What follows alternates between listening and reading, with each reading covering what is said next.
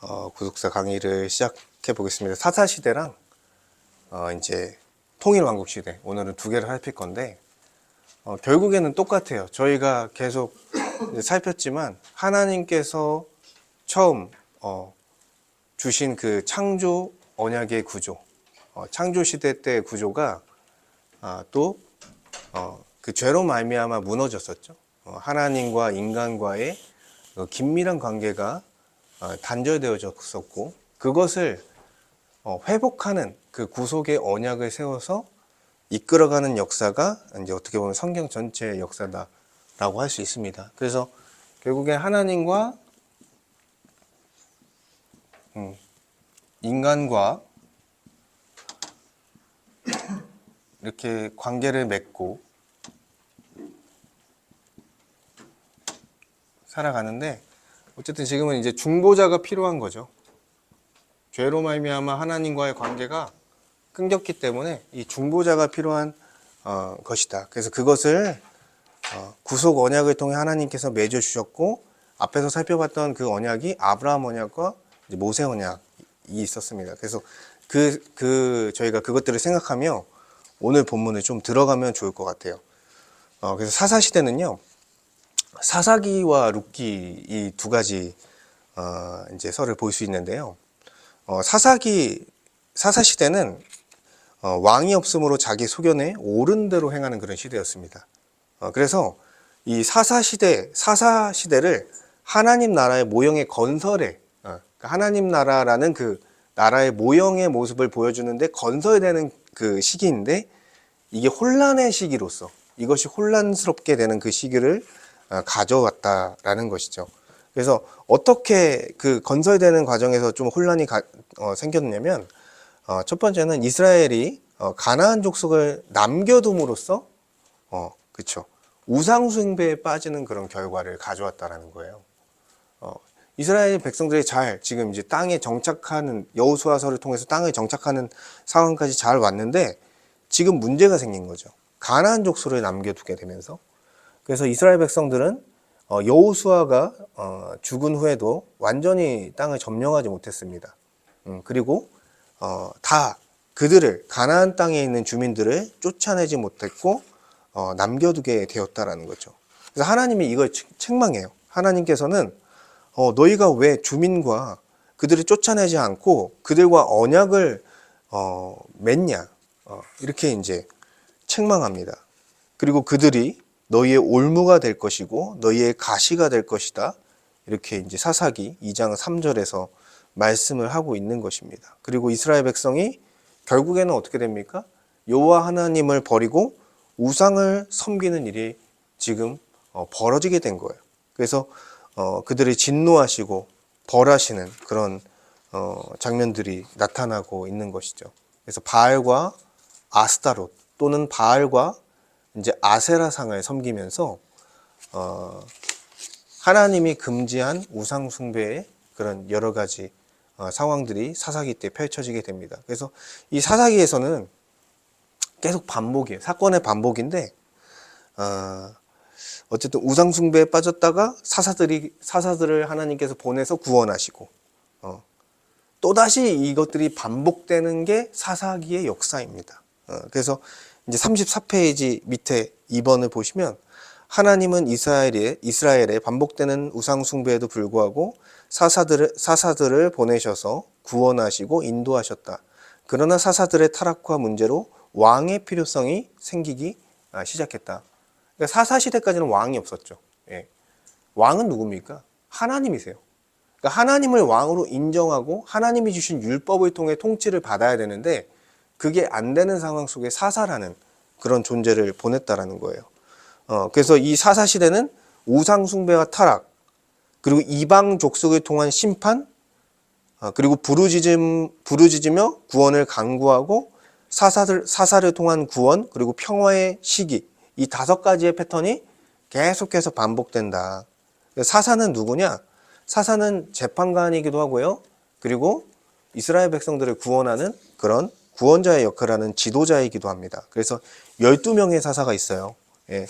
온니엘, 에훗, 삼갈, 드보라, 기드온, 돌라, 야일, 입다, 입산, 엘론, 압돈, 삼손까지. 예, 여러분이 아시는 이름들이 있겠죠? 그래서 이 5가지 악순환이 계속돼요. 배교, 심판, 강구, 구원, 평화. 이 악순환의 역사가 계속됩니다. 그래서 간단하게 이 12사사의 내용을 좀 살펴보면 온니엘 첫 번째 사사는요. 이제 이스라엘 백성들이 바알과 아세라상을 이제 아세라를 섬기자 메소포타미아 왕에게 그 이스라엘 백성들을 넘겨버렸습니다. 그때 다시 백성들은 하나님께 부르짖었고 하나님은 온니엘이라는 사사를 세워서 그들을 다시 구원하는 역사를 이제 펼치셨습니다. 그리고 에웃이라는 사람은 모아밤 에글론의 압제에서 이스라엘 백성들을 구원했고요. 그리고 삼갈이라는 사람은 소모는 막대기로 블레셋 사람 600명을 죽여서 이스라엘 백성들을 구원했고, 그리고 여러분이 잘 아시는 드보라, 이 드보라는 여사사이기도 하죠. 가나안 왕 야빈의 앞에 이제 바락이라는 사람과 함께 승리하게 되는데 처음에는 바락이 두려워했어요. 왜냐하면 엄청난 철병거를 가지고 내려오기 때문에 야빈이 두려워했는데 하나님께서 그 야빈의 군대 장관 시스라를 여인 야엘을 통해서 죽이게 하심으로써 승리하게 하는 역사로 이끌어 가십니다. 하나님께서 행하시는 그 모습을 보였고, 그리고 기드온, 이제 기드온 여러분이 잘 아시죠? 예, 기드온의 300용사. 그래서 이 기드온을 보내기 전에 먼저 선지자들을 보내서 이스라엘을 책망합니다. 예, 그들의 우상 숭배가 여전히 있는 거죠. 그리고 나서 기드온을 보내셔서 미디안의 압제 속에 이제 300명의 그 군사를 구별하여 승리를 거두게 하십니다. 근데 여기서부터 문제가 된 게 뭐냐면 기드온이 보복을 하고 어떤 잘못된 판단을 하면서 연약함이 이때부터 드러나게 돼요. 그러니까 사사가 좀 타락하기 시작하는 그런 모습이 여기서부터 보여진다라는 거죠. 그리고 아비멜렉의 혼란 후 이스라엘을 23년 동안 안정시켰고 야일은 22년간 다스렸고 어떤 부요와 특권을 좀 누린 것 같아요. 그리고 입산 또한 권력과 부를 좀 누린 걸로 보여지고 있고, 어쨌든 사사가 특별한 좀 지위를 얻고 누리게 되는 그런 묘사들이 있어요. 그리고 엘론, 스불론 지파 출신이고 어떤 특별한 이 행적이 없고, 압돈 같은 경우에는 아들이 더 많아요. 아들이 40명, 손자가 30명, 나귀가 70명. 그러니까 이들이 어쨌든 더 많은 부와 권력을 또 갖게 됐다는 것을 보여지는 거죠. 물론 여기서 곧바로 해석할 수는 없지만 이들의 재산이나 어떤 그들의 집안에 잘 된 것들을 보면서 사사가 좀 높은 지위에, 어떻게 보면 원래 이스라엘 백성들을 잘 지도하려는 목적보다는 어쨌든 그들이 부를 얻게 되고 권력을 얻게 되는 모습을 보여주고 있다. 그리고 마지막에 나타난 삼손이 결국 절정이죠. 사사의 타락의 절정이에요. 블레셋의 압제에서 하나님은 나시린으로 태어난 삼손을 사사로 세우셨는데 그는 너무나 방탕했어요. 여자에 너무나 약했고 드릴라를 통해서 자신의 그 비밀, 힘이 나오는 근원의 비밀을 알게 되고 삭도를 이제 대게 되는 거죠, 머리에. 그래서 결국에는 잡혀갖고 온갖 모욕을 당하고 눈도 그쵸? 못 보게 되고 했는데 마지막에 이제 삼손은 블레셋 신전을 무너뜨리면서 자신의 죽음으로써 이제 그 블레셋 사람들을 또 이렇게 죽이게 되는 그런 모습을 보였습니다. 어쨌든 사사 시대가 아주 암흑기예요. 네, 암흑기고 정말 처참했다 볼 수 있겠고, 결국에는 17에서 21장은 더 이 사사 시대의 타락을 이제 보여주는 거예요. 그러니까 이 사사기를 거치면서 12명의 사사가 있었음에도 불구하고 그 사사도 더 이상 우리를 구원할 수 없구나라는 것을 보여주게 된 것이고, 그 사사기의 끝에는 종교적인 타락과 윤리 도덕적인 타락의 모습이 그 사건이 펼쳐집니다. 그래서 종교적 타락은 뭐냐면 이제 제사장 제도를 마음대로 바꾸는 거예요. 예, 제사장 제도를 마음대로 바꾸고 미가와 그의 어머니 그 사건이 있었죠. 그래서 자기 집에 이제 제사장을 이제 삼고 어쨌든 이런 자기 소견에 옳은 대로 행하는 그런 모습들이 있었습니다. 그리고 이러한 종교적인 타락은 음행과 폭행과 살인이 일어나는, 그래서 레위인의 첩 사건이 있었죠. 이것을 통해서 어떤 일이 펼쳐졌습니까? 이스라엘 백성 내부 안에 서로 싸우게 되는, 전쟁을 하는 그런 안타까운 일이 펼쳐진 거예요. 아주 참혹한 거죠. 영적인 타락이 결국에는 윤리적인 문제까지 이어진 것입니다. 결론적으로 사사기의 주제는 뭐냐면 21장 25절이에요. 그때 이스라엘에 왕이 없으므로 사람이 각기 자기의 소견에 옳은 대로 행하였더라. 그러니까 왕이 없는 거예요. 통치가 없는 거예요. 이들을 다스릴 율법이 통치되지 않는 그런 세상인 거예요. 율법이 희미해진 거죠. 그 사람들이 자기의 소견에 옳은 대로, 자기의 뜻대로 그렇게 행하다 보니까 큰 문제들이 발생했고 왕의 필요성이 생긴 것입니다. 그리고 이어지는 룻기도요. 결국에는 하나님은 룻기에서 하나님이 세우신 한 왕을 통해 그의 백성의 기업과 복을 회복할 것을 보여주셨다. 그러니까 룻기가 갑자기 등장을 해요.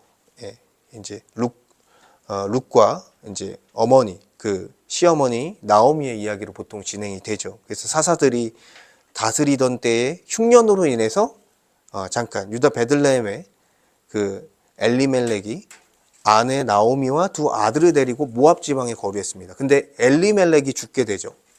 그리고 두 아들이 죽게 돼서 나오미와 두 며느리, 그 중에 한 명이 이제 룻입니다.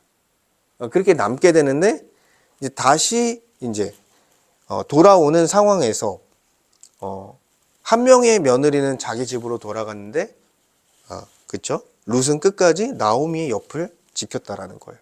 그래서 룻이 아주 그런 효심을 또 드러내고, 이제 룻은 우연히 친족 보아스의 밭에서 이삭을 줍기 시작했습니다. 그리고 보아스는 그를 보호하고 더 많은 이삭을 줍도록 선대를 했어요.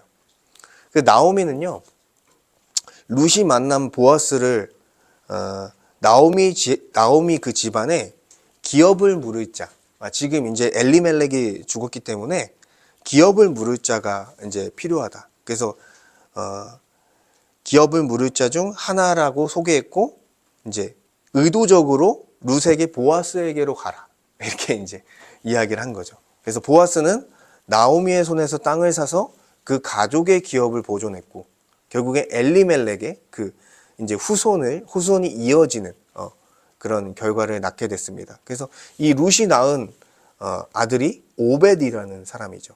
섬기는 자라는 뜻인데, 오벳의 아들이 이새의 아들이 다윗입니다. 그러니까 결국에는 하나님이 세우고자 하시는 왕의 계보를 보여주는 거죠, 여기서.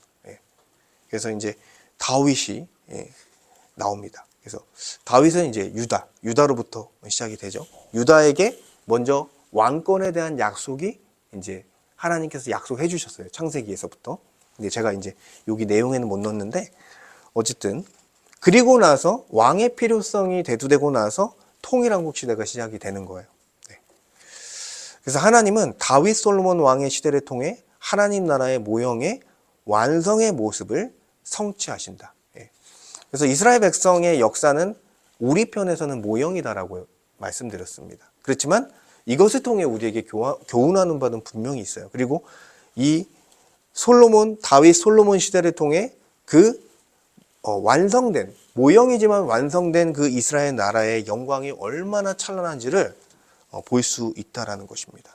그래서 여기서도 먼저는 주권, 백성, 영토를 통해서 하나님 나라의 3요소를 통해서 한번 먼저 살펴보도록 하겠습니다. 그래서 주권은 하나님이 세우신 인간왕을 통한 하나님 나라의 통치를 실현하십니다. 인간왕 다윗이나 솔로몬 같은 그 왕을 통해서 실제로 하나님의 그 율법을 통해서 그 나라가 다스려지도록 했다라는 거예요. 그래서 하나님은 다윗에게 여호와의 기름 부음 받은 자로서 인간왕으로서 그를 세우셨고요. 또한 이거는 하나님의 전적인 은혜와 선택을 통해서 세워진 왕권이다라고 할 수 있는 것이죠. 그래서 사무엘하 7장 8, 9절을 보니까 여기서 내가 너를 목장 곧 양을 따르는 데에서 데려다가 내 백성 이스라엘의 주권자로 삼고, 그러니까 하나님께서 하나님의 의도를 가지고 다윗을 선택하는 거예요. 그리고 다윗을 통해서 정의로운 통치를 행하게 하십니다. 그래서 사무엘 하 8장 15절을 보니까 다윗이 온 이스라엘을 다스려 모든 백성에게 공과 의를 행하니라. 그러니까 하나님께서 인간 왕을 통해서 그 나라를 세워가시는 모습을 보여주고 있고요. 그 후에 다윗 이후에 솔로몬 왕권을 견고히 세우십니다. 그래서 왕상 2장을 보니까 여호와께서 다윗에게 복을 내리시고 그의 왕위를 영원히 견고하게 하니라. 그리하여 나라가 솔로몬의 손에 견고하게 서니라. 이렇게 하나님께서 인간왕을 세우셔서 통치를 하게 하셨다라는 거예요. 그리고 백성은 바로 언약 백성의 이스라엘이죠. 다윗은 온 이스라엘 지파를 하나로 통합하여 하나님의 언약 백성으로 세움으로써 사사시대의 분열을 극복했습니다. 이제는 12지파가 하나가 되는 모습이 이제서야 펼쳐지게 된 거예요. 그래서 이스라엘의 모든 지파가 그리고 그곳에 있는 모든 장로들이 다윗을 왕으로 삼게 됐다라고 기록되어 있는 것이죠. 그리고 다윗은 언약궤를 예루살렘으로 옮기면서 이스라엘 백성들을 하나님을 예배하는 공동체로 회복했다라는 거예요. 그 언약궤를 옮김을 통해서. 그리고 다윗이 또한 여호와의 모든 명령을 삼가 지켜 이 아름다운 땅을 차지하여 너희 후손에게 이것들을 유업으로 물려주라고 가르치면서 율법에 순종하는 공동체로서 세워갔다라는 것입니다. 그러니까 하나님을 예배하는 공동체로 율법에 순종하는 공동체로서 삼아 주신 거예요.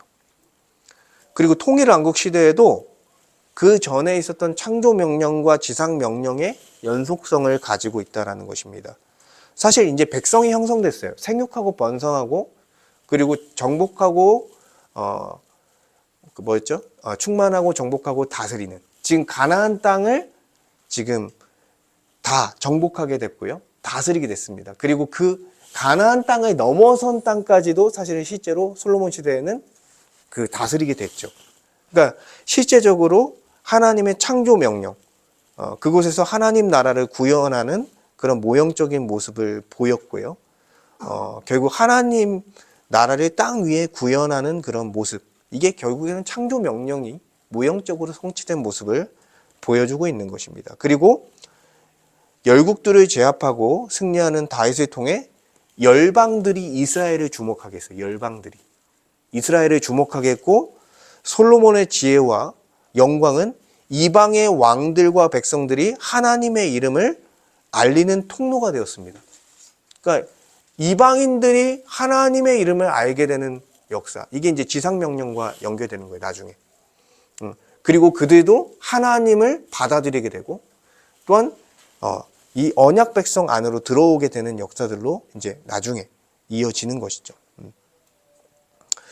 그리고 이제 통일왕국 시대에도 이 삼중직에 대해서 좀 우리가 생각을 해봐야 됩니다. 그래서 왕의 직분을 감당했던 건 뭐예요? 왕적 직분은 하나님이 세우신 인간왕 다윗과 솔로몬이었습니다. 그래서 왕은 하나님의 통치를 세상 가운데 드러내는 대표자로 세워졌고, 다윗은 하나님께서 기름 부어 세우신 왕으로 사사시대의 혼란을 끝내고 하나님 나라를 가시적으로 구현한 인물이었습니다. 그래서 하나님은 다윗에게 내 왕위를 영원히 견고하게 하리라 이렇게 말씀하신 것이죠. 솔로몬도 성전을 건축하게 하고 또한 이스라엘 그 나라의 완성의 모습을 구현하게 하는 왕으로서 세워졌습니다. 모두 다, 다윗과 솔로몬 모두 다 결국에는 참된 왕이신 예수 그리스도를 예표하는 그런 인물들이죠. 그리고 제사장 직분은 사독 계열의 제사장들과 아비아달 계열의 제사장들이에요. 그래서 이들이 제사장 역할을 한 거예요.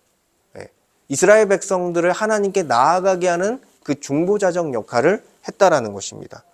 근데 아비아달은 그 솔로몬 때에 폐위가 되긴 해요. 아비아달 계열의 그 제사장들은. 왜냐하면 아도니아의 그 반역, 솔로몬 형의 아도니아의 반역을 도왔기 때문에, 그래서 사독 계열을 중심으로 이 대제사장직이 계승되게 됩니다. 그리고 선지자적 직분은 여러 선지자가 있지만 대표적인 선지자가 사무엘과 나단과 갓이에요. 이 당시의 선지자들이. 그래서 사무엘은 사울을 패하고요. 사울을 세웠지만 또 사울을 패하죠. 그가 범죄해서. 그리고 다윗을 세움으로써 하나님의 왕권의 그 주권적 선택을 사무엘을 통해서 하나님께서 행하십니다. 그리고 나단을 통해 다윗 언약을 선포하시고 그리고 다윗을 책망합니다. 밧세바 사건을 책망하고 그 도덕적인 정결을 회복시키는 그런 역할을 했고요. 갓은 다윗의 길을 인도하며 인구조사 사건 때 회개의 제단을 세우게 했고, 아이야는 솔로몬의 불순종을 책망하며 나라의 분열을 예언했습니다. 그러니까 이렇게 선지자들의 역할이 있었다. 그래서 제가 삼중직을 얘기하는 게 기름 부음 받은 자들이 바로 왕, 제사장, 선지자죠. 근데 결국에는 이 삼중직이 예표하는 건 어떤 분이세요? 바로 예수 그리스도다. 제가 이거를 말씀드리고 싶은 거예요. 그리고 세 번째, 영토. 영토는 가나안 땅과 유브라데 강에서 애굽 시내까지.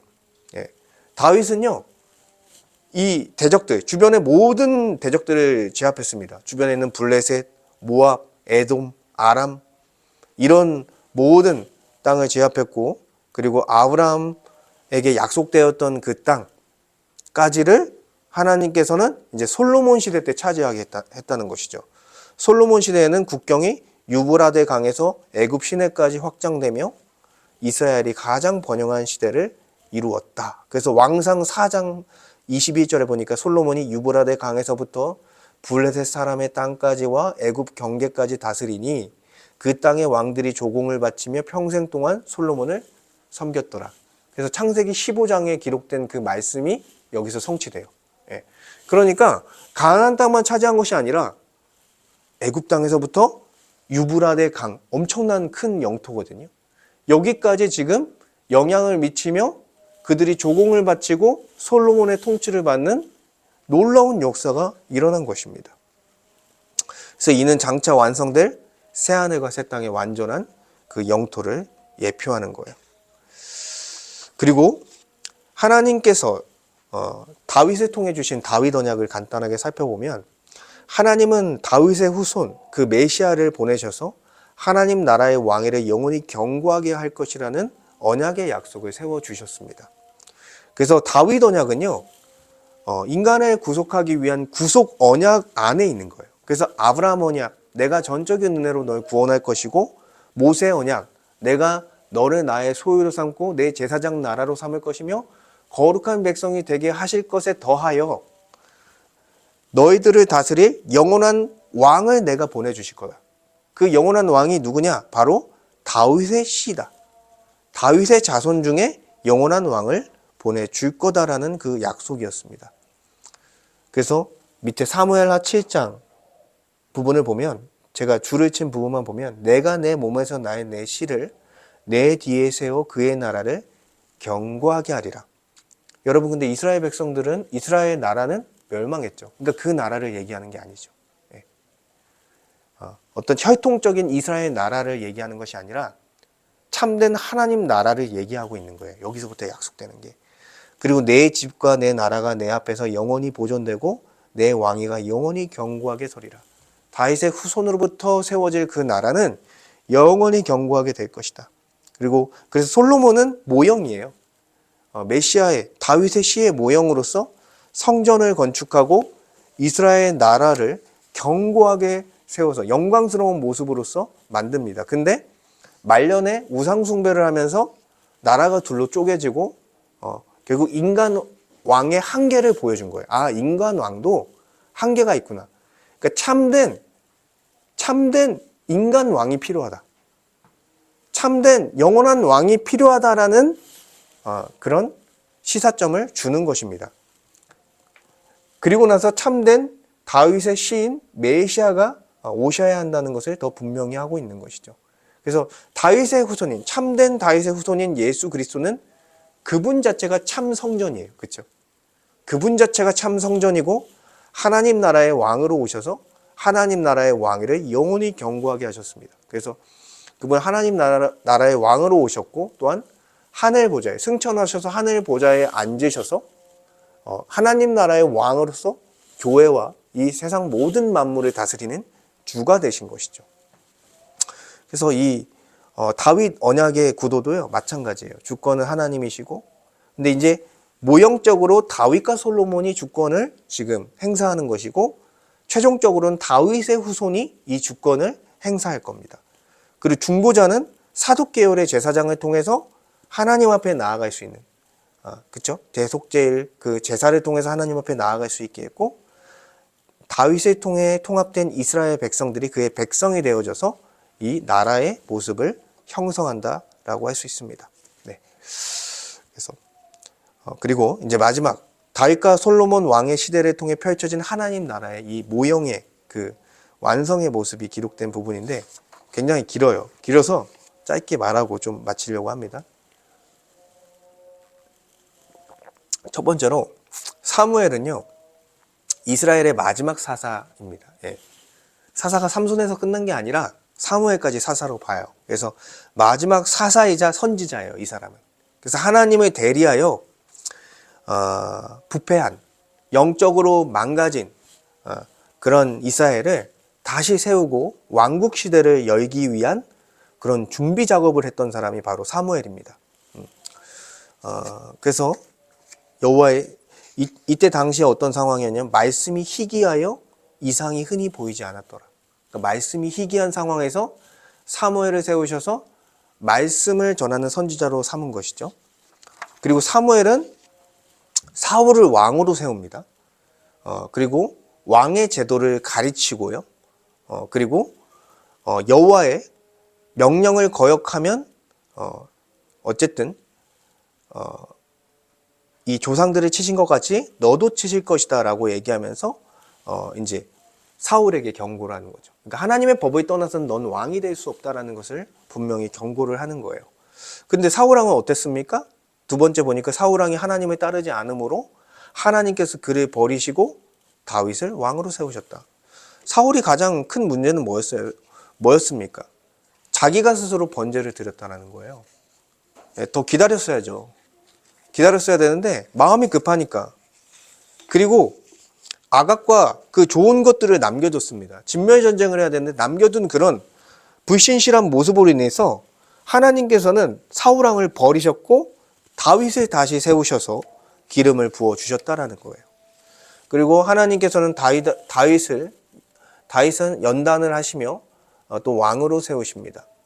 다윗이 처음에 참 위협이 많았습니다. 사울이 다윗을 죽이려고 위협했고 다윗은 이제 도망 다니고 여기서 많이 시편도 썼을 거예요.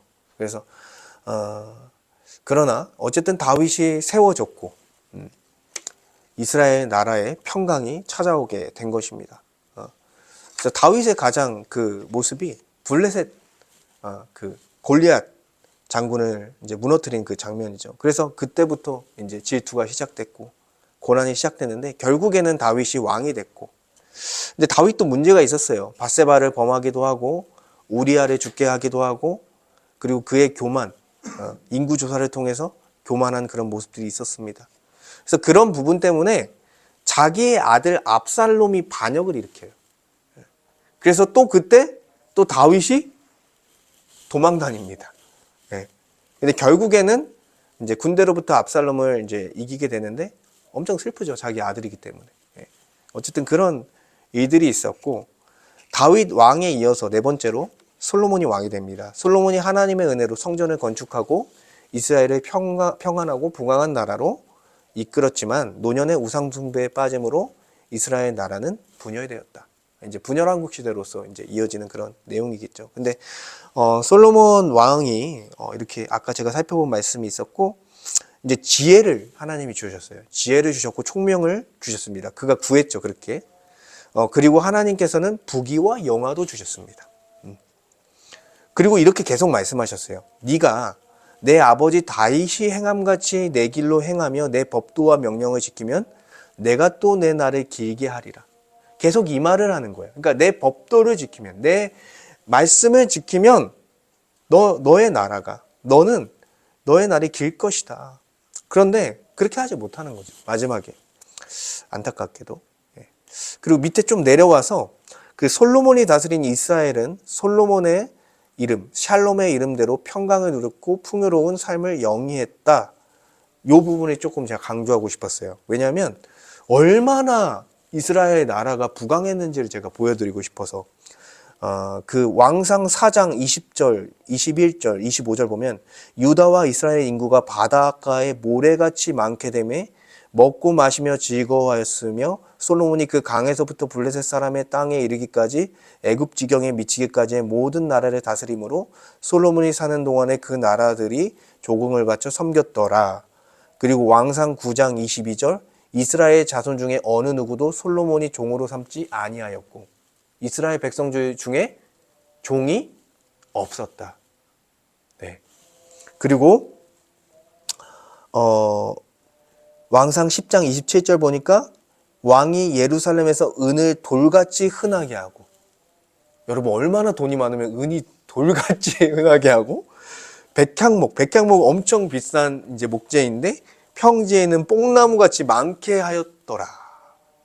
그러니까 말도 안 되는 거예요. 그러니까 지금 우리가 사는 세상보다도 지금 대한민국이라는 나라보다도 훨씬 더 정말 말도 안 될 정도로 부강했던 나라가 이스라엘이었던 거예요. 네. 어쨌든 그리고 솔로몬이 성전을 이제 건축했죠.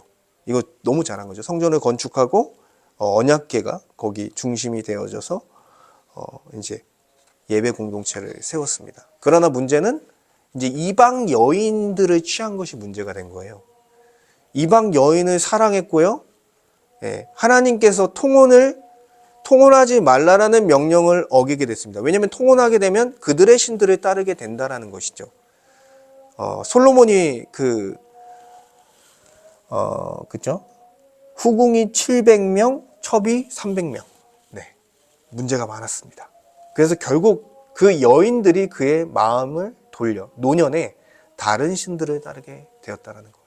그러니까 이것을 통해서 하나님은 이 나라를 빼앗아 신하에게 주리라라고 말씀하셨고, 그리고 다윗을 기억해서 한 지파를 내 아들에게 주리라 이렇게 하면서 결국 이제 안타깝게도 나라가 분열되고 남유다와 이제 북이스라엘로 이제 분열되는 분열왕국 시대로 이어지게 되는 것입니다. 네, 내용 여기까지고요. 좀 두 가지만 적용을 하고 기도하면 하나님께서 가나안 주민을요 몰아내고 정복하라 하셨는데 그렇지 못함으로써 죄를 초래했다라는 거예요. 결국에는 우리가 죄를 확실하게, 그리고 죄에 넘어질 만한 부분을 확실하게 우리가 걷어내야 되는데 그렇지 못했을 때 우리 안에서 우상숭배가 사실 일어난다라는 것입니다. 그러니까 하나님께서 말씀하신 바는 분명한 이유가 있다라는 것이죠. 그리고 사사시대와 이 통일한국 시대를 통해서 사사시대는 왕이 없으므로 자기 소견에 옳은 대로 행했습니다. 그리고 통일한국 시대 때는 인간 왕의 연약함을 보이면서 참된 왕, 우리를 다스릴 수 있는 참된 왕이 필요하다라는 것을 알려주었어요. 그것처럼 우리도요 연약한 존재라는 거예요. 참된 왕이신 예수 그리스도가 없으면 우리는 아무것도 할 수 없습니다. 죄 앞에 넘어질 수밖에 없는 그런 존재다라는 거죠. 그렇기 때문에 우리가 참된 왕이신 그 예수 그리스도를 붙들고 나아가야 된다라는 것입니다. 제가 기도하고 마치도록 하겠습니다. 하나님 감사합니다. 이 시간을 통해서 사사기와 통일한국 시대를 살피게 하시니 감사합니다. 왕이 없으므로 자기 소견대로 행하며 정말 죄 가운데 살아갔던 자들이 우리의 삶이었습니다. 주님, 그리고 왕이 없어 정말 헤매며 무너졌던 것이 우리의 삶이었습니다. 그러나 하나님께서 영원한 왕이신 그 메시아 우리 주 예수 그리스도를 우리의 주님으로 삼아 주셔서 이제는 주님의 다스림을 받고 주님의 통치를 받고 살아갈 수 있는 은혜를 주시니 감사합니다. 주님의 통치 아래 말씀과 성령의 인도함을 받게 하시고 말씀과 성령의 통치 속에 우리가 정말 부강한 이스라엘 나라와 같이 하나님 나라의 참된 복을 누리며 또한 영광스러운 그 완성될 하나님 나라를 향해 정말 우리가 믿음으로 나아가는 주의 백성이 될 수 있도록 은혜를 베풀어 주시옵소서. 감사드리며 우리 주 예수 그리스도 이름으로 기도드립니다. 아멘.